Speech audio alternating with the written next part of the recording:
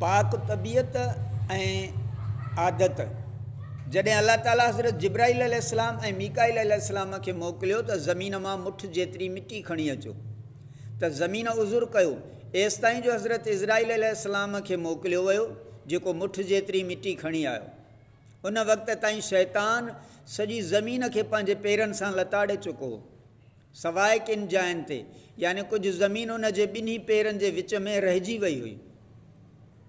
अहिड़ी तरह जेके इंसान इन मिटी मां पैदा थिया, जेके इब्लीस जे पेरनि हेठां आई आहे, या जिन खे इब्लीस जे पेरनि छुयो हो, से शरारतनि ऐं जहालत जा मर्कज़ या पुतला थिया। जंहिं मिटीअ ते शैतान जा पेर न पहुता हुआ, उन मां अंबिया औलिया बनाया विया। रसूलुल्लाह सल्लल्लाहु अलैहि वसल्लम जन जो ज़रो अल्लाह ताला जो मर्कज़ निगाह हुअण करे शैतान जी पहुच खां ॿाहिरि हो, तंहिं करे शैतान जा पेर उन खे रसी न सघिया। इन करे उहो जहालत खां पाक ऐं साफ़ रहियो ऐं इल्म सां मालामाल थियो।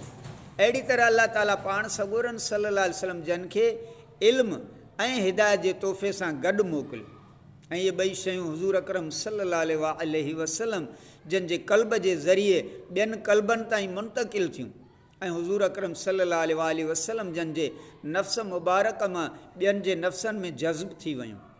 तंहिं करे इल्मु ऐं हिदायत जो दारोमदार तबीयत जी पाकीज़गीअ ते आहे।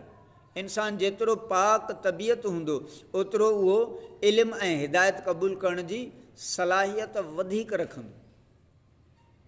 इन करे ई सूफ़ियुनि जा क़ल्ब वधीक पाक आहिनि ऐं उन्हनि खे इल्मु व हिदायत जो ज़्यादा हिसो मिलियो, ऐं संदन बातिन इल्मु ऐं हिदायत जा वॾा तलाब बणिजी विया, ऐं उन्हनि ख़ुदि इल्मु सिखियो ऐं ॿियनि खे बि सेखारियो। जॾहिं उन्हनि जा नफ़्स पाक थिया, तक़वा जी चमक ऐं सफ़ाईअ सां उन्हनि जे दिलनि जा आईना बि चमकी उथिया, जंहिं करे सभिनी शयुनि जा अक्स असुल सूरत में नज़र अचणु लॻा। इन जो इहो नतीजो निकितो जो दुनिया जूं सभु बुरायूं क़ल्ब जे आईने में साफ़ ऐं ज़ाहिर थी वियूं, जंहिं करे हिननि उन्हनि बुराइनि खे तर्क करे छॾियो।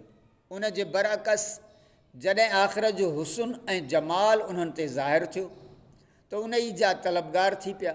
इन करे जॾहिं उन्हनि दुनिया खां बेरग़बती ज़ाहिर कई, तॾहिं उन्हनि जी दिलनि ते मुख़्तलिफ़ क़िस्म जा इल्म ज़ाहिर थियणु लॻा। ज़ाहिरी इल्म सां गॾोगॾु खेनि मज़हबी ऐं रूहानी बसीरत पिणु अता थी। हीअ ॻाल्हि ज़हन नशीन करणु खपे त सूफ़ियुनि जा सुठा ऐं उम्दा अहवाल जेकी किताबनि में बयानु थींदा आहिनि, उहे मुक़रबनि जा अहवाल हूंदा, छो त सूफ़ी जी माना आहे बारगाह इलाही जो मुक़रब। इन करे ख़ुदा जे नेक बंदनि मां जेको बि अल्लाह जे मुक़रबनि जे मक़ाम ते पहुचणु चाहे, उहो ओसि ताईं मुतसौफ़ न चवराईंदो जेसि ताईं उहो साहिब हाल न हुजे। जॾहिं बि उन जे साहिब हाल हुजण जी तस्दीक थींदी, त उहो सूफ़ी सॾिबो। इन्हनि ॿिन्ही क़िस्मनि जे इंसाननि खां सवाइ ॿियो को बि सूफ़ी जे लिबास में हूंदो त उहो मशकूक रहंदो। बहरहाल हिकु इल्म वारे जे मथां ॿियो अहले इल्मु ज़रूरु हूंदो आहे।